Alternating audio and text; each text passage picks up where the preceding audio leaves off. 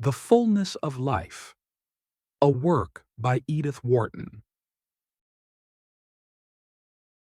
For hours she had lain in a kind of gentle torpor, not unlike that sweet lassitude which masters one in the hush of a midsummer noon, when the heat seems to have silenced the very birds and insects, and lying sunk in the tasseled meadow grasses, one looks up through a level roofing of maple leaves at the vast, shadowless, and unsuggestive blue.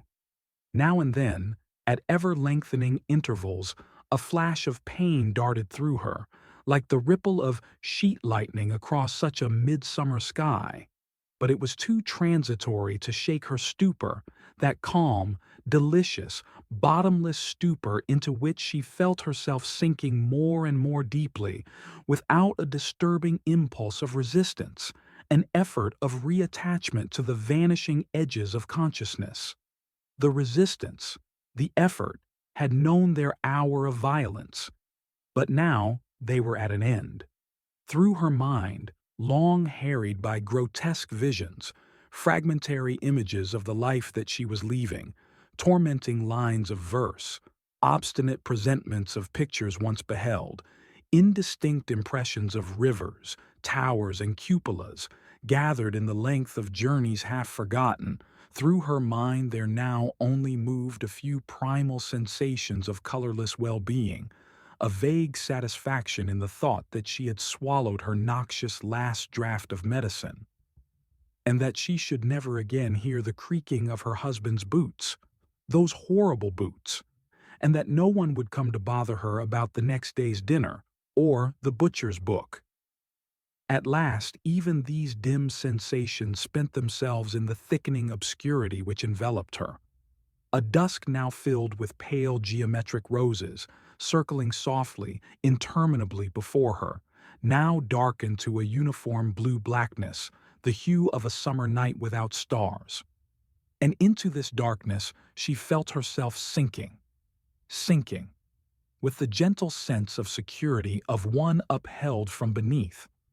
Like a tepid tide it rose around her, gliding ever higher and higher, folding in its velvety embrace her relaxed and tired body, now submerging her breast and shoulders, now creeping gradually with soft inexorableness over her throat to her chin, to her ears, to her mouth. Ah, now it was rising too high. The impulse to struggle was renewed. Her mouth was full. She was choking. "Help! It is all over," said the nurse, drawing down the eyelids with official composure. The clock struck 3. They remembered it afterward. Someone opened the window and let in a blast of that strange, neutral air which walks the earth between darkness and dawn. Someone else led the husband into another room. He walked vaguely, like a blind man, on his creaking boots. She stood, as it seemed, on a threshold. Yet no tangible gateway was in front of her, only a wide vista of light, mild yet penetrating as the gathered glimmer of innumerable stars, expanded gradually before her eyes, in blissful contrast to the cavernous darkness from which she had of late emerged.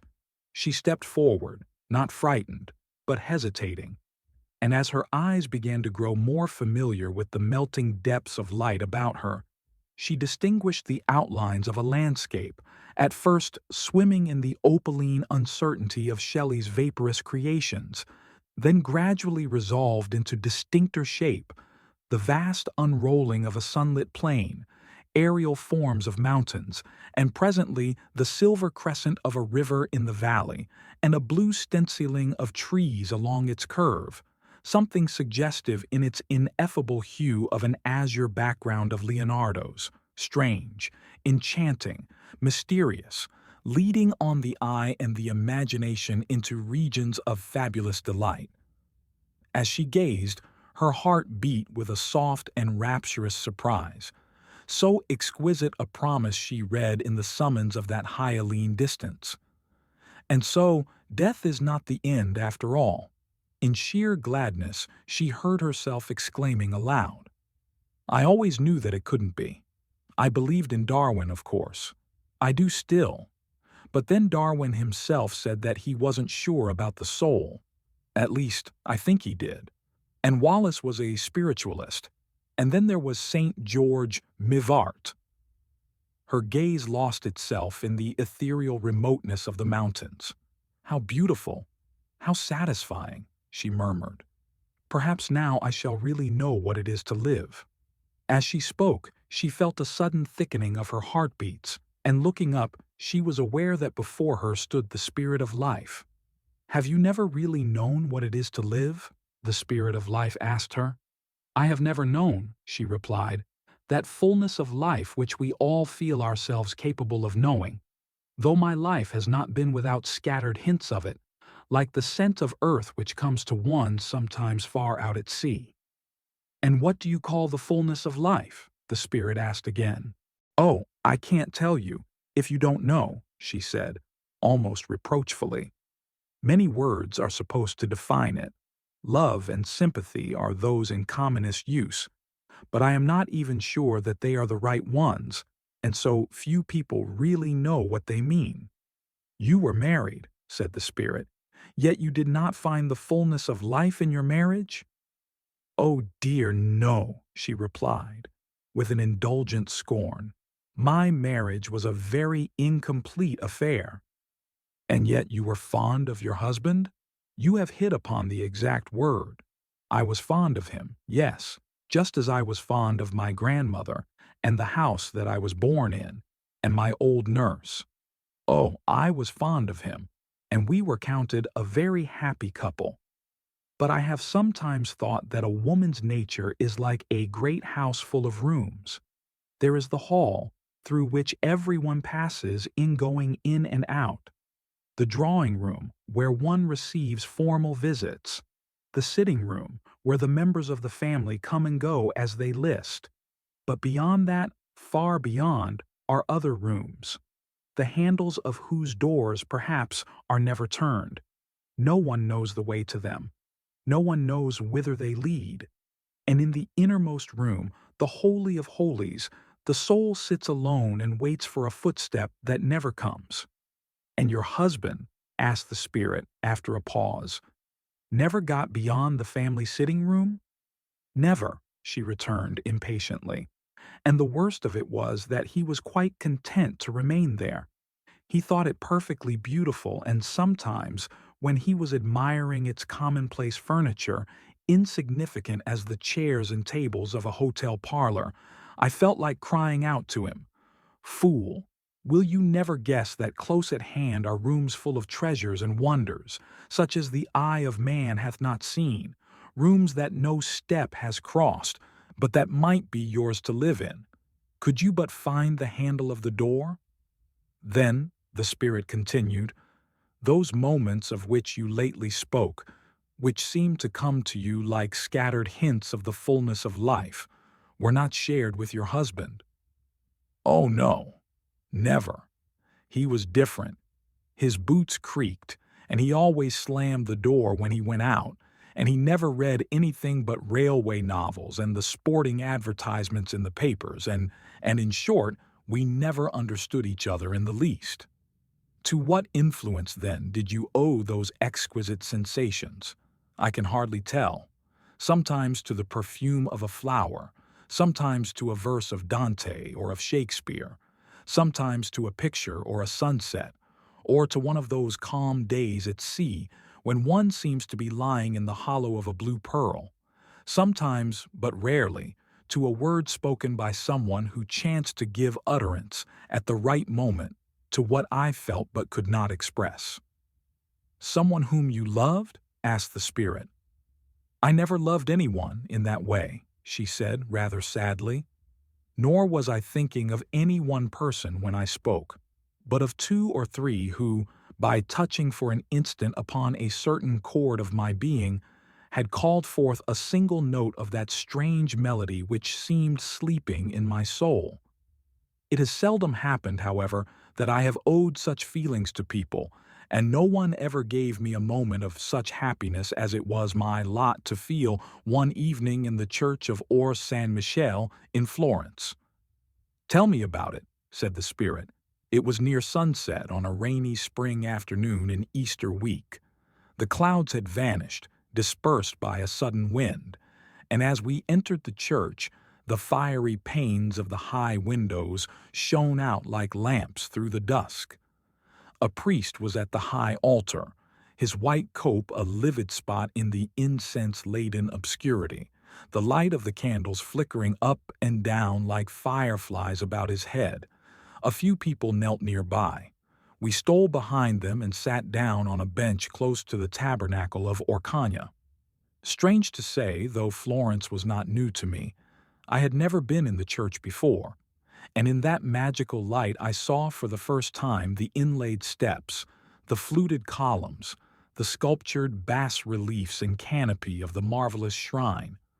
The marble, worn and mellowed by the subtle hand of time, took on an unspeakable rosy hue, suggestive in some remote way of the honey-colored columns of the Parthenon, but more mystic, more complex, a color not born of the sun's inveterate kiss, but made up of cryptal twilight and the flame of candles upon martyrs' tombs, and gleams of sunset through symbolic panes of chrysoprase and ruby.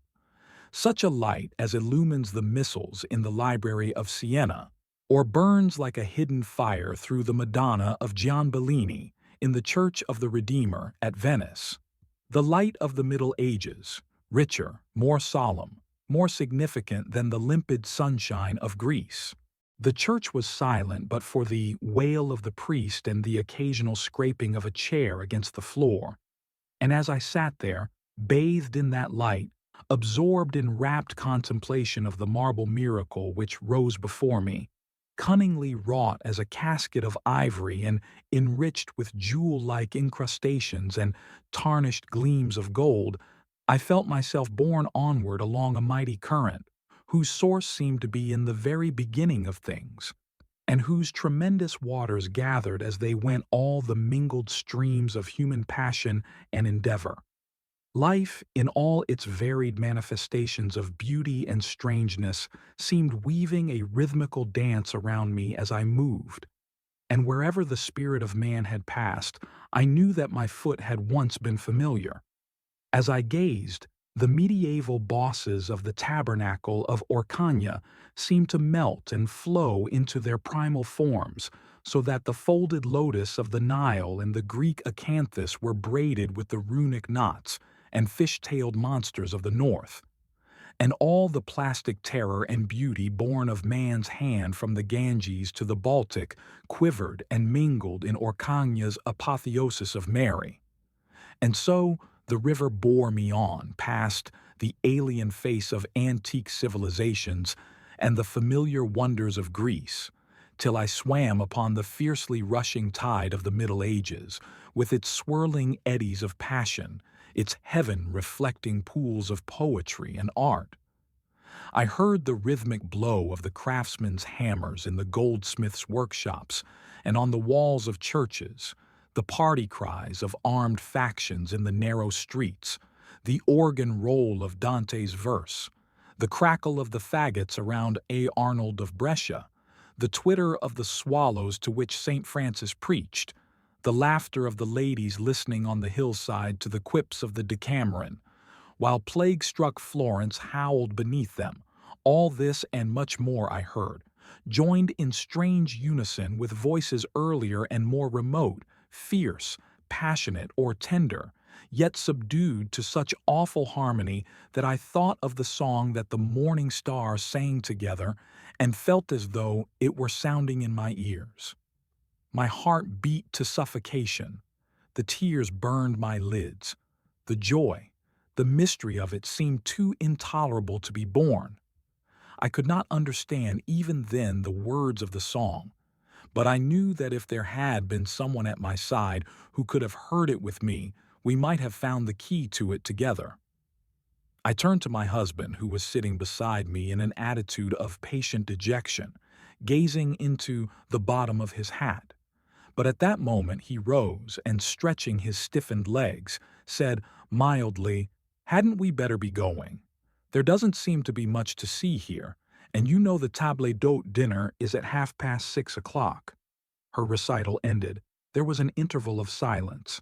Then the Spirit of Life said, "There is a compensation in store for such needs as you have expressed." "Oh, then you do understand?" she exclaimed. "Tell me what compensation, I entreat you."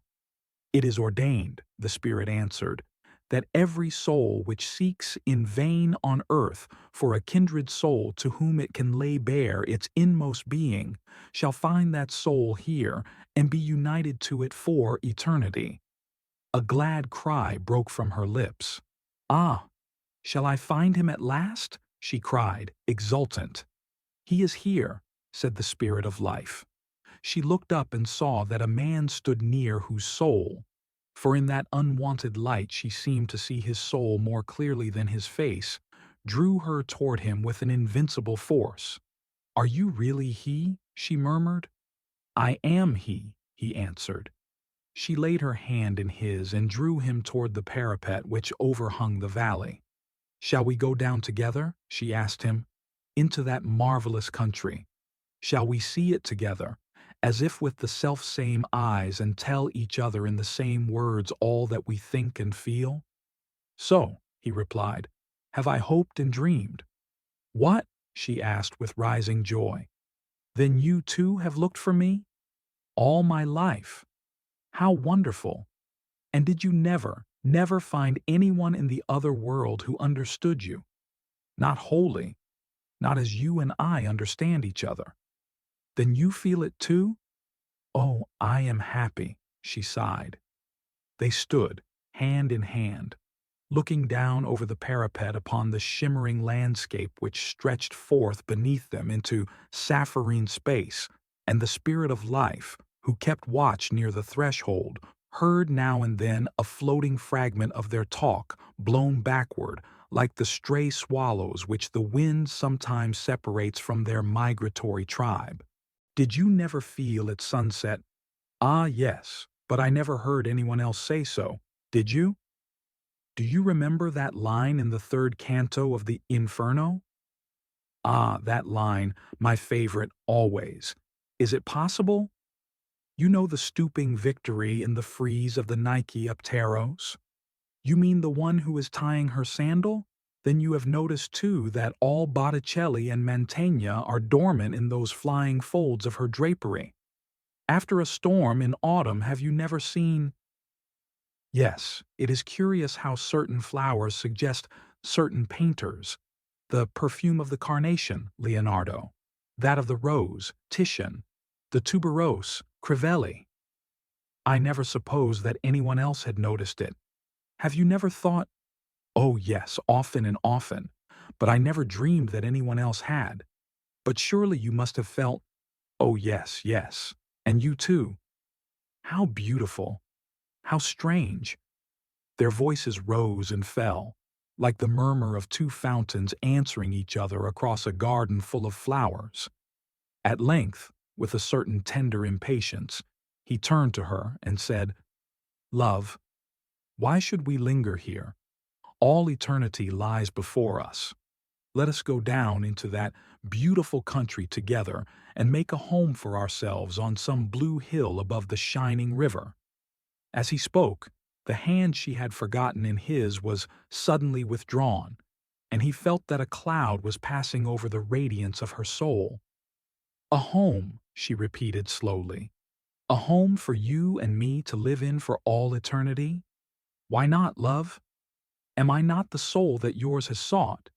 Yes, yes, I know. But don't you see, home would not be like home to me unless—" "Unless," he wonderingly repeated.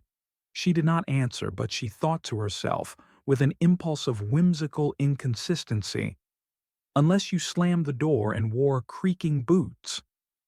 But he had recovered his hold upon her hand, and by imperceptible degrees was leading her toward the shining steps which descended to the valley. "Come, O my soul's soul," he passionately implored. "Why delay a moment? Surely you feel as I do, that eternity itself is too short to hold such bliss as ours. It seems to me that I can see our home already. Have I not always seen it in my dreams? It is white, love, is it not? with polished columns and a sculptured cornice against the blue. Groves of laurel and oleander and thickets of roses surround it. But from the terrace where we walk at sunset, the eye looks out over woodlands and cool meadows where, deep bowered under ancient boughs, a stream goes delicately toward the river. Indoors, our favorite pictures hang upon the walls and the rooms are lined with books. Think, dear, at last we shall have time to read them all. With which shall we begin? Come, help me to choose. Shall it be Faust, or the Vita Nuova, the Tempest, or Les Caprices de Marianne, or the 31st Canto of the Paradise, or Epipsychidion, or Lycidas? Tell me, dear, which one? As he spoke, he saw the answer trembling joyously upon her lips, but it died in the ensuing silence, and she stood motionless, resisting the persuasion of his hand. "What is it?" he entreated. "Wait a moment," she said, with a strange hesitation in her voice. "Tell me first, are you quite sure of yourself? Is there no one on earth whom you sometimes remember?" "Not since I have seen you," he replied. For being a man, he had indeed forgotten. Still, she stood motionless, and he saw that the shadow deepened on her soul. "Surely, love," he rebuked her, "it was not that which troubled you. For my part, I have walked through Lethe. The past has melted like a cloud before the moon. I never lived until I saw you." She made no answer to his pleadings, but at length, rousing herself with a visible effort, she turned away from him and moved toward the Spirit of Life, who still stood near the threshold. "I want to ask you a question," she said in a troubled voice. "Ask," said the Spirit. "A little while ago," she began slowly, "you told me that every soul which has not found a kindred soul on earth is destined to find one here." "And have you not found one?" asked the Spirit. "Yes. But will it be so with my husband's soul also?" "No," answered the Spirit of Life, "for your husband imagined that he had found his soul's mate on earth in you, and for such delusions eternity itself contains no cure." She gave a little cry. Was it of disappointment or triumph? Then what will happen to him when he comes here? "That I cannot tell you. Some field of activity and happiness he will doubtless find in due measure to his capacity for being active and happy." She interrupted, almost angrily. "He will never be happy without me." "Do not be too sure of that," said the Spirit. She took no notice of this, and the Spirit continued, "He will not understand you here any better than he did on earth." "No matter," she said. "I shall be the only sufferer, for he always thought that he understood me. His boots will creak just as much as ever. No matter. And he will slam the door, very likely, and continue to read railway novels." She interposed impatiently. "Many men do worse than that." "But you said just now," said the Spirit, "that you did not love him." "True," she answered simply. "But don't you understand that I shouldn't feel at home without him? It is all very well for a week or two, but for eternity. After all, I never minded the creaking of his boots, except when my head ached, and I don't suppose it will ache here, and he was always so sorry when he had slammed the door, only he never could remember not to. Besides, no one else would know how to look after him. He is so helpless. His inkstand would never be filled, and he would always be out of stamps and visiting cards. He would never remember to have his umbrella recovered or to ask the price of anything before he bought it. Why, he wouldn't even know what novels to read. I always had to choose the kind he liked, with a murder or a forgery and a successful detective." She turned abruptly to her kindred soul, who stood listening with a mien of wonder and dismay. "Don't you see," she said, "that I can't possibly go with you?" "But what do you intend to do?" asked the Spirit of Life. "What do I intend to do?"